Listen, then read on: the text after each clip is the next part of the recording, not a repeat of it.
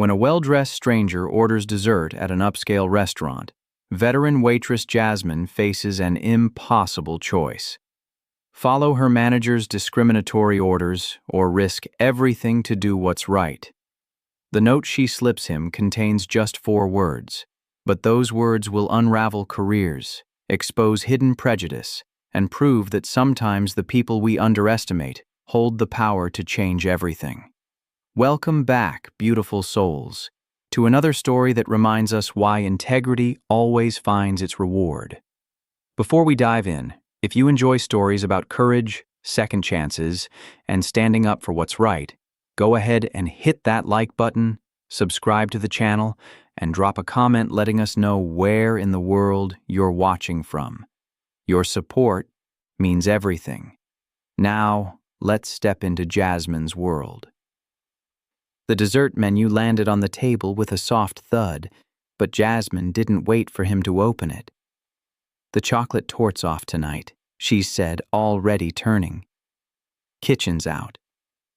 The man in the booth, salt and pepper hair, rumpled blazer, reading glasses perched low, glanced up. "I didn't order yet." "I know." She shifted her weight, one hand tucked behind her back where the other servers couldn't see it, trembling. "Just saving you the trouble." He set down his fork. The half-eaten steak sat in a pool of cooling juice. "What if I wanted something else?" "Then I'll get it." Her voice stayed level, professional. The kind of smooth that came from 6 years of swallowing words that wanted to climb out sideways. "Just not the torte." His eyes lingered on her name tag, then her face. Something in his expression shifted. Not anger, not confusion. Something quieter. He picked up the menu anyway, fingers tracing the laminated edge. Jasmine's pulse kicked against her throat. She should have walked away, should have let him order whatever he wanted and dealt with Marcus in the kitchen later. But Marcus had been clear an hour ago, his voice low and tight as he'd gripped her wrist by the walk-in. "Don't let any of them order it. Not tonight. Especially not the black customers. You understand me?" She'd understood. She'd understood that the torte, the one item on the menu that sold out most nights, the one Chef Lauren had been perfecting for 3 months, was suddenly, inexplicably unavailable the moment the dining room had filled with a crowd that didn't match the usual clientele. A private event, they'd been told. A corporate dinner. But Jasmine had seen the guest list on the reservation sheet, seen the names, seen the company logo, Harmon Equity Partners, a black-owned venture capital firm celebrating a major acquisition, and Marcus, the floor manager with his pressed collar and his practiced smile, had decided the torte wasn't for them. The man in the booth was still reading the menu. His fingers had gone still. "The creme brulee's good," Jasmine offered. Her voice came out softer than she meant it to. "If you want something sweet." "Is it also unavailable?" "No." "Then why are you steering me away from what I actually want?" The question hung between them like a wire pulled taut. Jasmine felt the weight of the dining room pressing in, the low hum of conversation, the clink of silverware, the hiss of the espresso machine. 2 tables over. Marcus was laughing with a guest, his hand on the back of an empty chair, his posture easy. He glanced her way once, just a flicker, and she felt it like a hook in her ribs. "I'm not," she said. "You are." She should have lied, should have said the kitchen was short on ingredients, that the oven had gone down, that Chef Lauren had called in sick. Anything but the truth sitting heavy on her tongue. Instead, she pulled the pen from behind her ear, flipped over her order pad, and wrote 4 words. Her handwriting was cramped, hurried. She tore the page free, folded it once, and set it on the table beside his water glass. "I'll give you a minute," she said, and walked away before he could open it. The note sat where she'd left it. Jasmine kept moving. Cleared table 6, refilled water at table 9. smiled at the woman in the red dress who wanted more bread. Her hand stayed steady, her face stayed smooth, but her awareness stayed locked on booth 12, on the man who hadn't moved since she'd walked away. He'd unfolded the paper. She'd seen it in her peripheral vision, the small motion of his fingers spreading the crease flat. He'd read it, set it down, picked up his water glass and drained half of it in one pull. Now he was just sitting there. Marcus appeared at her elbow, his cologne too strong in the narrow space between the server station and the bar. Everything good with 12? Fine. She didn't look at him. He order yet? Needs another minute. Marcus's hand found the small of her back, a touch that could have been professional, could have been casual, could have been something else entirely. Don't take too long. We've got a full board tonight. She stepped forward, out of reach. I know. When she circled back to booth 12, the man had his phone out. Not scrolling, just holding it, thumb hovering over the screen like he was deciding something. The note was gone. Pocketed, maybe. Or folded, small enough to disappear. Ready? She asked. He looked up. His eyes were darker than she'd first thought, the kind of brown that didn't give anything away. How long have you worked here? The question landed wrong, too personal for a dessert order. Jasmine's fingers tightened on her pen. 6 years. You like it? It's a job. That's not an answer. It's the only one I've got. He smiled, just barely, the corner of his mouth lifting in a way that didn't reach his eyes. The creme brulee and coffee. Black. She wrote it down, the pen pressing harder than it needed to. Anything else? Yeah. He leaned back, arms crossing over his chest. Tell Marcus I'd like a word when he has a minute. The floor tilted under her feet. Just slightly. Just enough. About? He'll know. Jasmine's throat went dry. She nodded once and turned, her legs carrying her toward the kitchen on autopilot. The swinging door gave under her palm, the heat and noise of the line hitting her all at once, Chef Lauren barking orders, the sauté pans hissing, the dishwasher rattling through another load. She clipped the order to the rail and stood there, breathing through her mouth, trying to pull herself back together. You good? Lauren didn't look up from the stove, but her voice cut through the chaos. Yeah. You don't look good. I'm fine. Lauren flipped something in the pan. Flames licking up the sides. Marcus been riding you again? Jasmine didn't answer.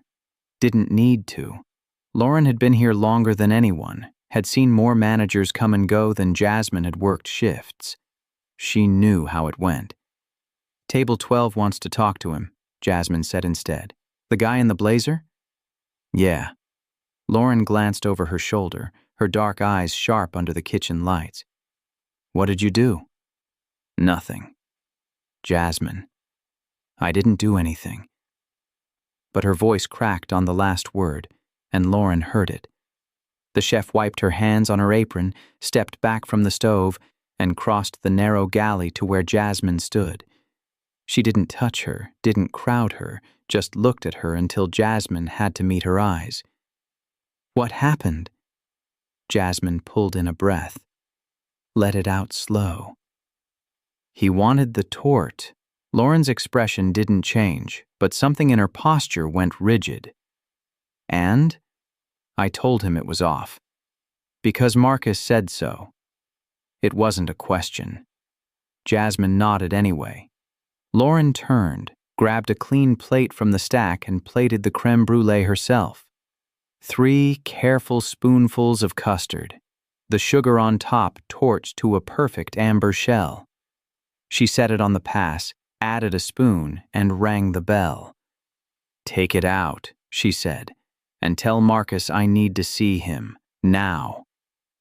The man in booth 12 was on his phone when Jasmine returned, not pretending to be, actually on it, voice low and clipped, the kind of tone that said whoever was on the other end wasn't arguing back. "No, I'm still here. I'll handle it." A pause. "Because I said so, David. Just make sure the paperwork's ready."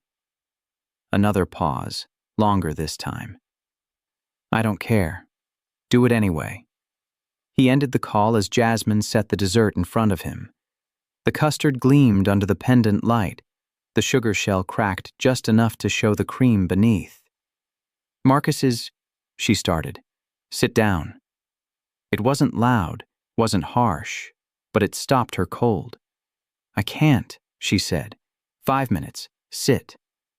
Jasmine glanced toward the bar, where Marcus was pouring wine for a couple in business casual, his movements smooth and unhurried.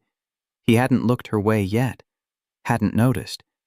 She slid into the booth opposite the man, her back to the rest of the dining room, her hands folded in her lap where no one could see them shaking. "You don't know me," he said. "No." "But you know what that note said." She nodded. He picked up his spoon, tapped it once against the edge of the plate. "Why?" "Why what?" "Why tell me?" You could have just refused the order, could have made up a reason, could have let it go.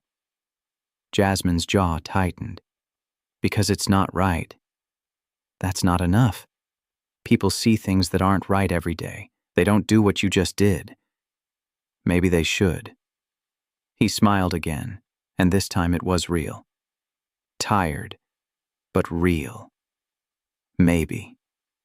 He broke the sugar shell with the edge of his spoon, the crack sharp and clean. "What do you think he'll do when he finds out?" "I don't know." "Yes, you do." She did. Marcus would pull her aside after the shift, his voice low and reasonable, his disappointment heavy enough to bruise. He'd talk about professionalism, about following instructions, about how the restaurant had a reputation to maintain. He'd remind her how hard good jobs were to find, how lucky she was to work somewhere like this, how much trust he'd placed in her over the years. And then he'd cut her hours, or reassign her to lunch shifts, or just let her go quietly. A week's notice and a reference so generic it wouldn't open any doors. "I'll handle it," she said. "You shouldn't have to." "That's not how it works." He set down his spoon without tasting the dessert. What if it could be? Before she could answer, Marcus materialized at the edge of the booth, his smile bright and empty. "Everything all right here?" The man looked up, his expression unreadable. "Actually, no." Marcus's smile didn't falter, but his eyes went sharp. "I'm sorry to hear that. What can I do to make it right?" "You can start by explaining why my dessert was unavailable tonight." "The tort?" Marcus glanced at Jasmine just briefly, and she felt the weight of it like a hand on her throat. "I apologize for that. The kitchen ran short on a key ingredient. That's not what I was told." The air in the booth shifted. Marcus's smile thinned. "I'm not sure I understand." "I think you do." The man pulled something from his pocket. The note, unfolded, creased from being handled.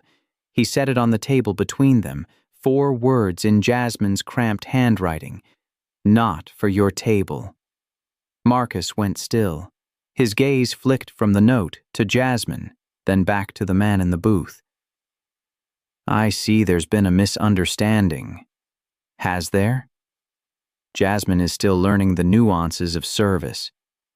Jasmine, the man interrupted, his voice quiet and precise, did exactly what she should have done. She told the truth. Marcus straightened, his hand coming to rest on the back of the booth in a way that looked casual but wasn't. "Sir, I assure you, what's your name?" "Marcus Whitley. I'm the floor manager." "And who's above you, Marcus?" A beat of silence. "The general manager, Mr. Peterson." "Is he here tonight?" "No, he's off on Thursdays." "Perfect." The man pulled out his phone again, tapped something into it with quick, efficient motions. "I'll speak to him tomorrow." Marcus's composure cracked. just slightly. Sir, if there's been an issue with your service, I'd like to resolve it now. There hasn't been an issue with my service. Jasmine's been excellent. He looked at her then, and something in his expression softened. The issue is with your policy. We don't have a policy. You do. You just don't put it in writing. He stood, pulled his wallet from his jacket, and dropped $300 bills on the table. For the meal. And for her trouble. Jasmine stared at the money, her pulse hammering in her ears. I don't want to see her punished for this, the man continued, his eyes still on Marcus. In fact, I don't want to see her working here at all by the end of the month, because she's better than this place deserves. Marcus opened his mouth, closed it, opened it again. Who are you? The man reached into his wallet again, pulled out a business card, and set it beside the cash. Someone who knows exactly what you did tonight. And why. He turned to Jasmine, his expression gentler now. You have a choice to make. You can stay here and let people like him waste your time. Or you can call the number on that card and work somewhere that won't. Then he walked out, leaving the cash, the card, and the uneaten creme brulee behind. Jasmine didn't touch the money. Didn't touch the card.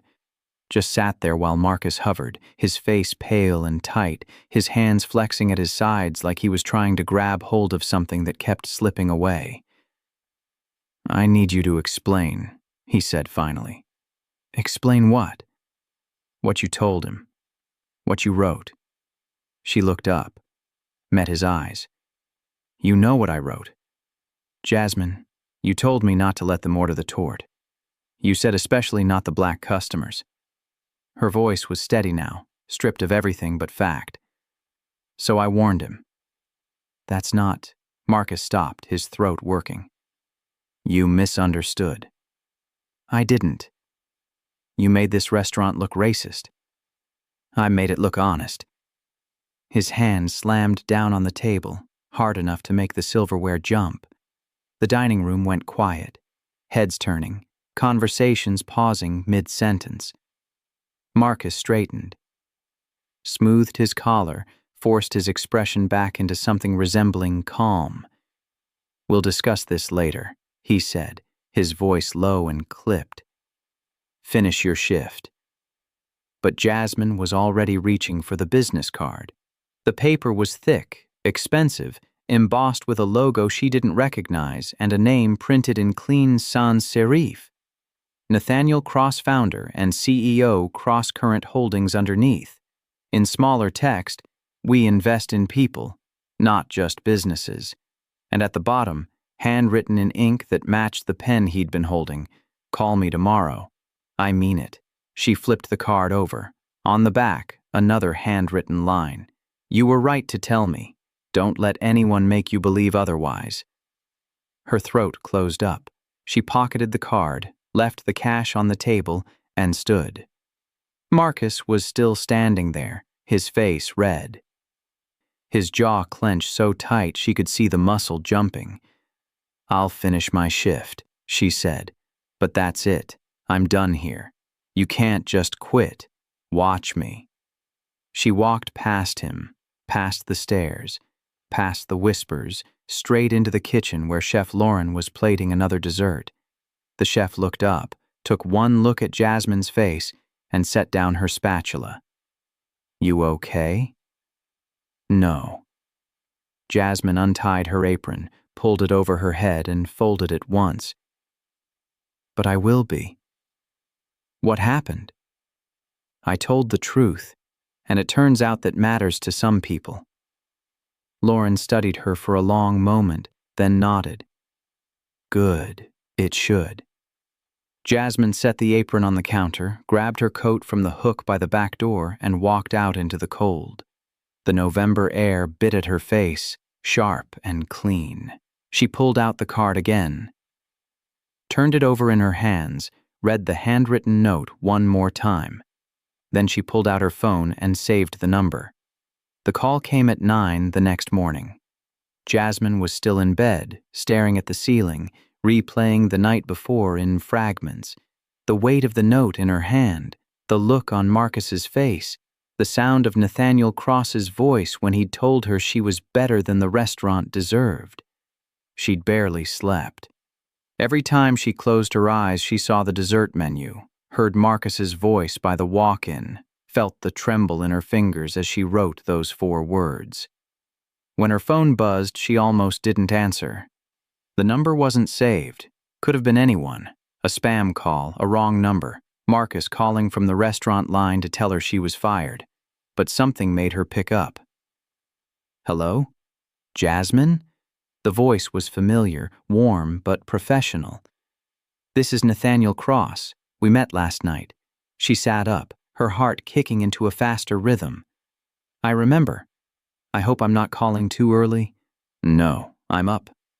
Good. A pause, the sound of papers rustling on his end. I wanted to follow up on what I said last night, about the job. Jasmine's breath caught. You were serious. I don't say things I don't mean. His tone shifted, gentler now. I know last night was a lot, and I know you probably have questions, so I'm calling to answer them. She swung her legs out of bed, her bare feet hitting the cold floor. What kind of job? That depends on what you want to do. I run a holdings company. We invest in small businesses, help them scale, provide operational support. I'm always looking for people who understand service, who know how to read a room, who don't fold when things get uncomfortable. Another pause. You did all 3 last night. I just told you the truth. Exactly. Most people wouldn't have. They would have followed orders, kept their heads down, protected themselves. You didn't. Jasmine's throat tightened. I got myself fired. Did you?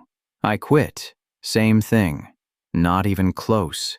His voice was firm now, the kind of certainty that didn't leave room for argument. Quitting means you chose yourself over a situation that didn't value you. Getting fired means someone else made that choice. There's a difference. She didn't know what to say to that. Didn't know how to explain that choosing herself felt like falling, like stepping off a ledge without knowing if there was ground beneath her feet. I need you to understand something, Nathaniel continued. I wasn't at that restaurant by accident. I was there because I'd heard things, rumors about how they treated certain customers, certain staff. I wanted to see it for myself. You were testing them. I was gathering evidence. There's a difference. Jasmine's pulse spiked. Evidence for what? A lawsuit or a settlement. Depends on how cooperative they want to be. He said it like he was discussing the weather, calm and matter of fact. But that's not why I'm calling. I'm calling because I saw how you handled an impossible situation, and I want to know if you'd be interested in working for someone who won't put you in that position again. Doing what? Client relations, operations management, wherever you fit best. I don't hire people for roles. I hire them for who they are, and we figure out the role together. It sounded too good, too easy, like the kind of offer that came with strings she couldn't see yet. Why me? She asked. Because you're the kind of person who risks her livelihood to do the right thing. That's not common. And it's not something I can teach. Jasmine stood, crossed to the window, looked out at the street below. The morning light was pale and thin, the kind that made everything look washed out and tired. A couple walked past with their dog, the woman laughing at something the man said. Ordinary. Easy. I don't have a degree, she said. I don't care. I've only ever worked in restaurants. Then you know how to manage chaos, handle difficult people, and keep things moving under pressure. That's more useful than most degrees. She wanted to believe him. Wanted to believe this was real. That last night hadn't just been a disaster, that something good could come from the wreckage she'd left behind. Can I think about it? She asked. Of course. Take the weekend. Call me Monday if you're interested. Or don't call, and I'll know you made a different choice. Either way, no hard feelings. Okay. Jasmine? Yeah? You did good last night. I want you to know that. Her eyes burned. She blinked hard, swallowed the knot in her throat. Thank you. Call me Monday. The line went dead. Jasmine stood there with the phone pressed to her ear, listening to the silence, trying to make sense of what had just happened. Then she sat down on the edge of the bed and let herself cry. Not from sadness, not from fear, but from the sharp, overwhelming relief of being seen. By Monday, the story had already started spreading. Jasmine heard it in pieces, from her roommate's coworker, from a friend who still worked at the restaurant, from a text thread with other servers who'd left over the years. The details shifted depending on who was telling it, but the core stayed the same. A customer complained. Marcus got suspended. The GM's doing an internal review. Jasmine didn't ask for specifics, didn't need to. She already knew how it would go.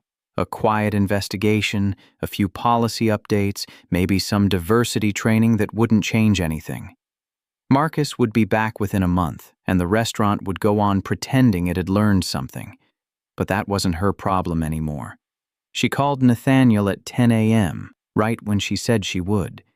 He picked up on the second ring. Jasmine, good to hear from you. I'm in, she said. If the offer's still open. It is. When can you start? Today? He laughed, the sound warm and surprised. Let's say Wednesday. Give yourself a couple days to breathe. Okay. I'll have my assistant send over the paperwork. We'll set you up with onboarding, get you oriented, figure out where you'll be most useful. What's the pay? $50,000 to start, with performance reviews every 6 months. Health insurance, PTO, and a discretionary bonus structure based on company performance. Jasmine's breath caught. $50,000. She'd been making $32,000 at the restaurant before tips. That's fair, he finished. That's what it is. Fair. She nodded, even though he couldn't see her. Thank you. Don't thank me yet. Wait until you see how much work I'm going to give you. She smiled, the first real smile she'd had in days. I can handle it. I know you can. That's why I called. The Cross Current Holdings office was smaller than Jasmine expected. Just 2 floors of a converted brownstone in a neighborhood she'd walked through 100 times, but never really looked at. The reception area was clean and simple. No marble floors or crystal chandeliers, just good lighting and comfortable chairs, and a desk where a woman in her 40s greeted her with a smile that reached her eyes. You must be Jasmine. I'm Brenda. Nathaniel's expecting you. She was led upstairs to a corner office with tall windows and shelves lined with books that actually looked read. Nathaniel stood when she entered, came around the desk to shake her hand. He was dressed more casually than he'd been at the restaurant. No blazer, just a button-down and slacks. But the same quiet authority was there, the same presence that had made Marcus stumble over his words.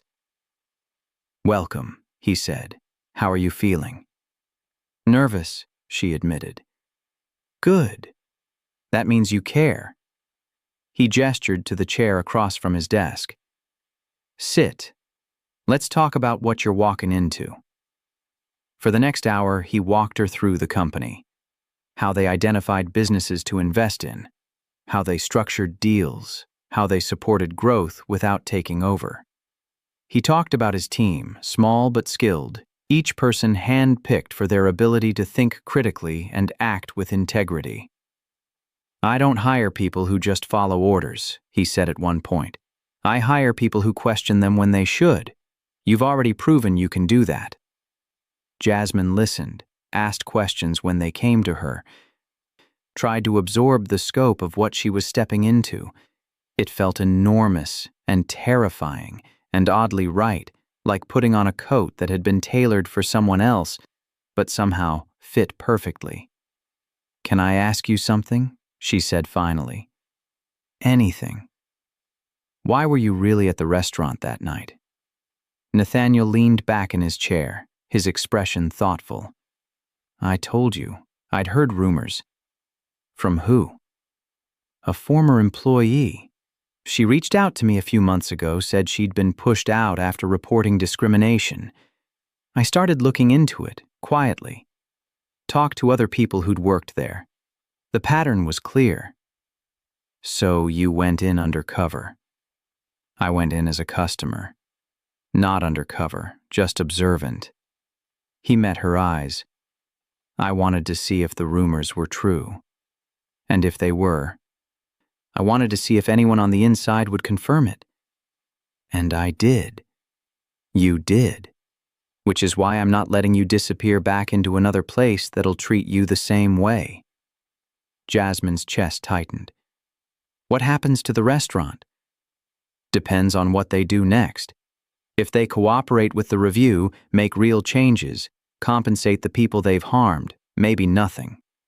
If they don't, I'll make sure the right people hear about it.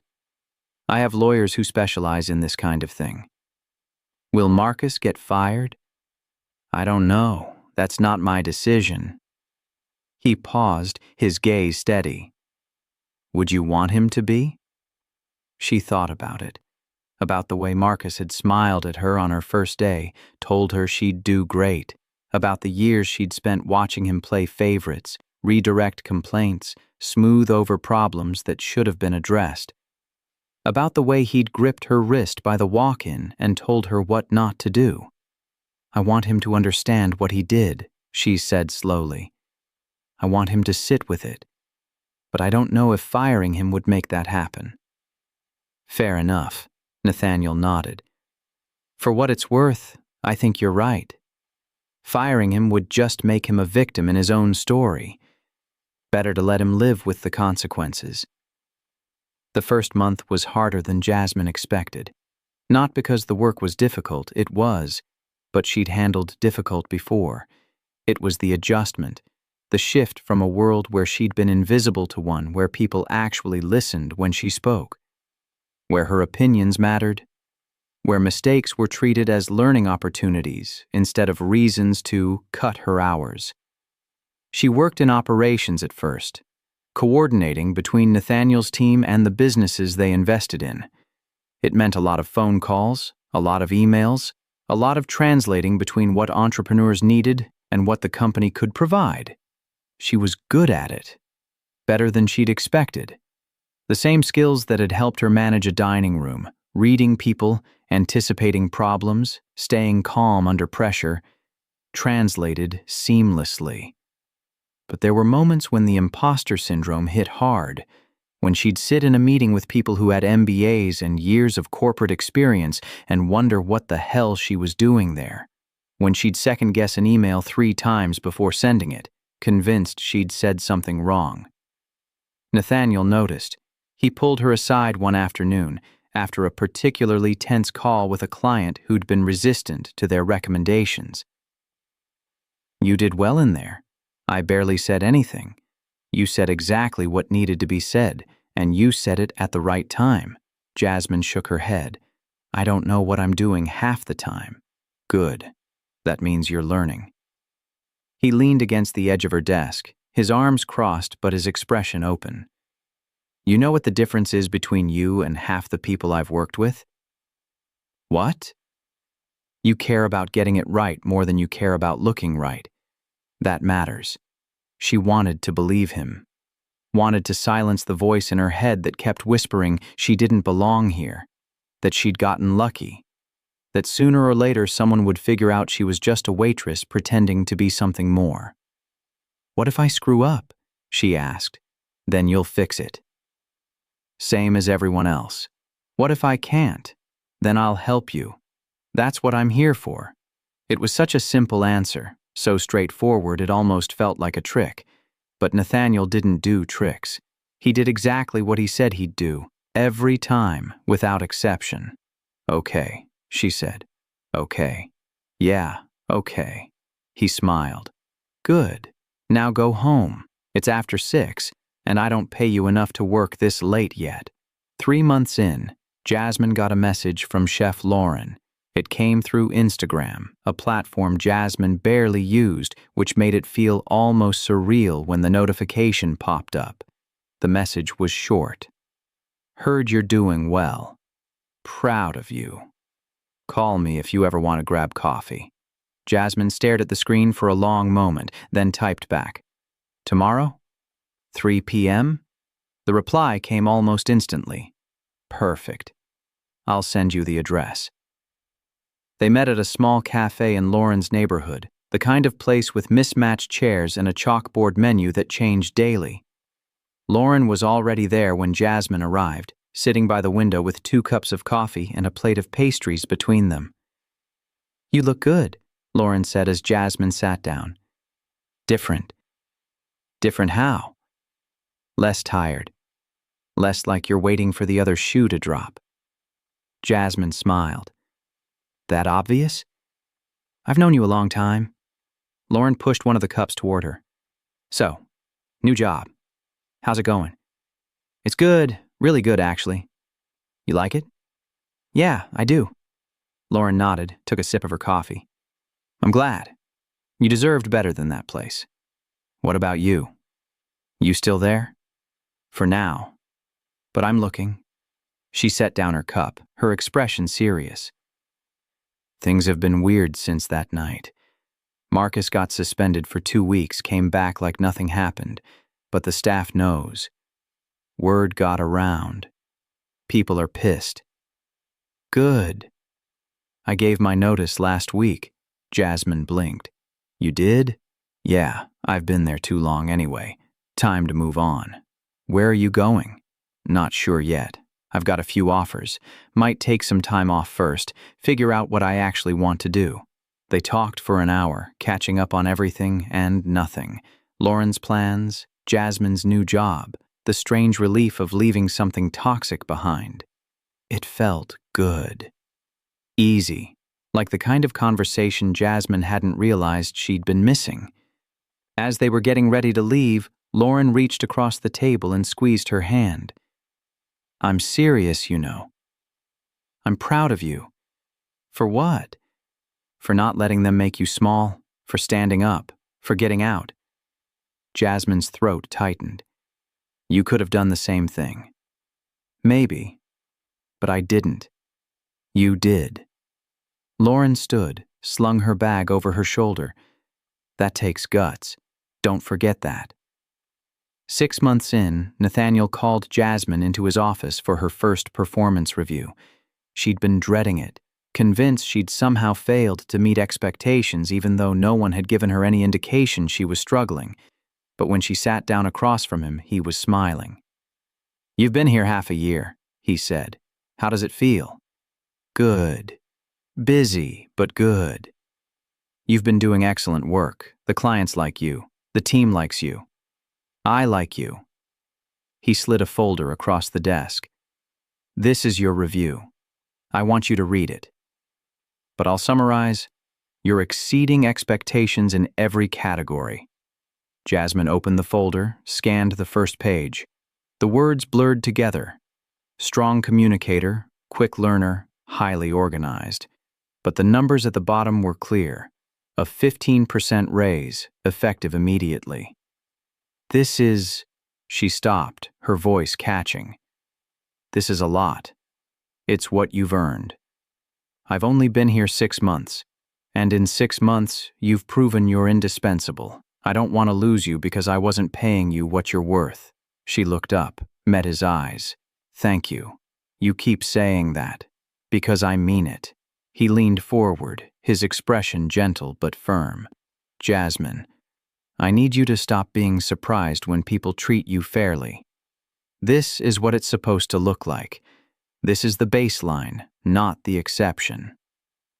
I know. She stopped, trying to find the words. I'm still getting used to it. That's okay. Take your time. But know that you belong here. You've belonged here since the day you walked in. A year after she left the restaurant, Jasmine got a text from a number she didn't recognize. This is Marcus. I know I'm probably the last person you want to hear from, but I wanted to reach out. Can we talk? She stared at the message for a long time, her thumb hovering over the keyboard. Part of her wanted to delete it, block the number, pretend she'd never seen it. But another part, smaller, quieter, was curious. She typed back, "About what?" The reply came quickly. "About that night. About what I did. I owe you an apology." Jasmine set the phone down, poured herself a glass of water, and thought about it. An apology. After a year. After everything. She picked up the phone again. "Fine. Coffee. Tomorrow at 2, I'll send you the address." They met at the same cafe where she'd met Lauren, neutral ground where Jasmine felt safe and in control. Marcus was already there when she arrived, sitting at a corner table with his hands folded in front of him like a man waiting for sentencing. He looked older. Grayer. The easy confidence he'd worn like armor at the restaurant was gone, replaced by something heavier, something that looked a lot like regret. "Thank you for coming," he said as she sat down. Jasmine didn't respond, just waited. Marcus took a breath, let it out slow. "I've been thinking about that night for a year, about what I asked you to do, about what I put you in the middle of. And I was wrong. Completely, inexcusably wrong." His voice was steady but strained, like he was forcing the words out. "I told myself I was protecting the restaurant, that I was just following orders from above, that it wasn't personal. But it was. And you paid the price for it." Jasmine crossed her arms. "Why now? Why reach out after all this time?" "Because I got fired." She blinked. "What?" 3 months ago. The restaurant settled a lawsuit. Something to do with discriminatory practices. I wasn't named directly, but I was part of the problem. They let me go quietly, gave me a severance, made me sign an NDA. He laughed, bitter and short. "So much for loyalty." "I'm sorry," Jasmine said, and meant it. Not because she thought he didn't deserve it, but because she knew what it felt like to lose something you'd built your identity around. "Don't be. I earned it." He met her eyes. "I wanted to tell you that I understand now. What you did that night, warning that customer, standing up, it took more courage than I've ever had, and I'm sorry I made you feel like you had to choose between your integrity and your job." Jasmine sat with that for a moment.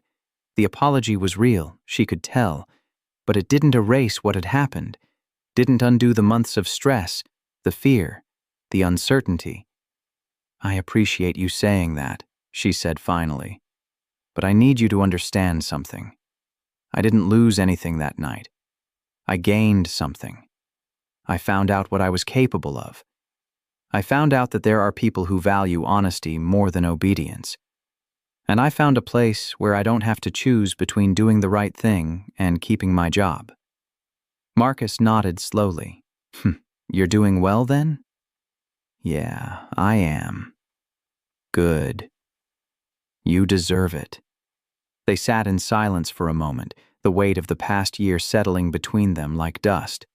Then Marcus stood, pulled out his wallet, and left a 20 on the table. "Take care of yourself, Jasmine." "You too."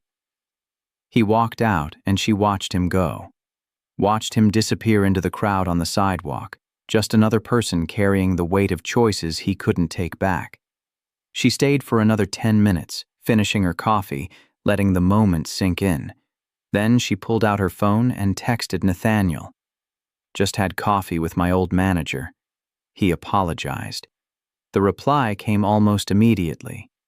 "How do you feel?" She thought about it. About the anger she'd carried for months, about the way it had slowly dissolved into something softer, something closer to pity. "I feel free," she typed back. "Good." That's exactly how you should feel. 2 years after leaving the restaurant, Jasmine was promoted to Director of Client Relations. It came with a bigger salary, a bigger office, and a level of responsibility that would have terrified her once. But she'd grown into it, learned how to lead without losing herself, how to advocate for others the way Nathaniel had advocated for her. She hired her own team, people who reminded her of who she'd been, people who'd been overlooked or underestimated or told they weren't enough. She taught them what Nathaniel had taught her, that integrity mattered more than compliance, that speaking up was worth the risk, that fairness wasn't a favor, it was a baseline. One afternoon, she got an email from a name she didn't recognize. The subject line read, "Thank you." She opened it.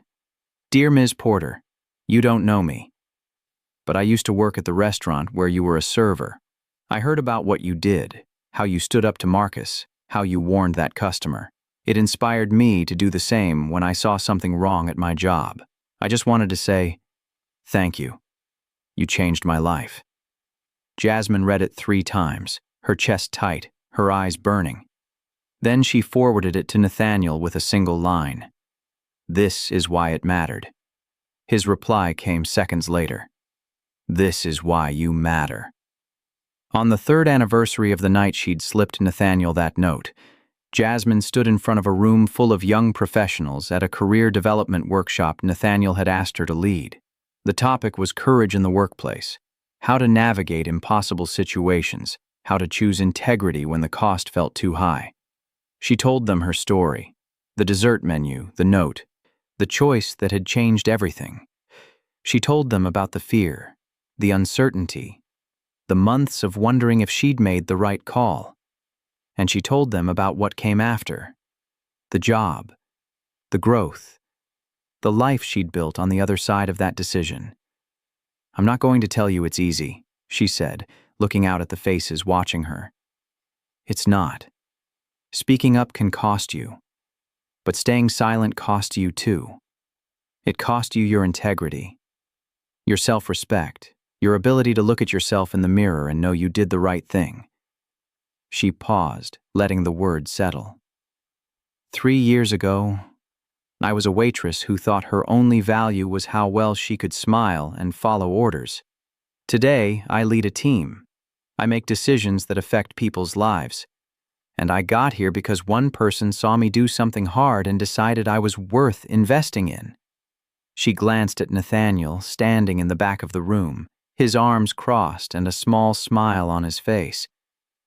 "But here's the thing," she continued, "that person didn't save me. He gave me an opportunity. I saved myself the moment I decided my integrity mattered more than my job." The room was silent, the kind of silence that hummed with attention. "So, here's my question for you," Jasmine said. "What are you willing to risk to be the person you want to be? What are you willing to lose to keep the parts of yourself that matter most?" She let the question hang in the air, let it find its way into the minds of the people listening. "Because I promise you," she said quietly, "the cost of staying silent is always higher than the cost of speaking up. Even when it doesn't feel that way, even when it's terrifying, even when you don't know what comes next." She paused one last time, her gaze sweeping the room. "You get to choose. Every single day you get to choose. Choose courage, choose honesty, choose yourself." The applause started slowly, then built, filling the room with sound. Jasmine smiled, stepped back from the podium, and let herself breathe. That night, Nathaniel took her to dinner at a small Italian place she'd never been to, tucked away on a quiet street where the tables were close together and the wine list was written in chalk on the wall. "You did well today," he said after they'd ordered. "That story never gets old." "I wasn't sure I should tell it. It feels like I'm bragging." "You're not bragging. You're teaching. There's a difference." She twirled her fork through the pasta that had just arrived, thinking, "Do you ever wonder what would have happened if I hadn't written that note?" "Sometimes. But then I remember that you did, and that's what matters." "What if no one had cared? What if you'd just been a regular customer who didn't give a damn?" Nathaniel set down his glass, his expression thoughtful. then you still would have done the right thing. And someone else would have noticed eventually, or you would have found your own way out, because people like you always do. People like me? People who refuse to accept less than they deserve.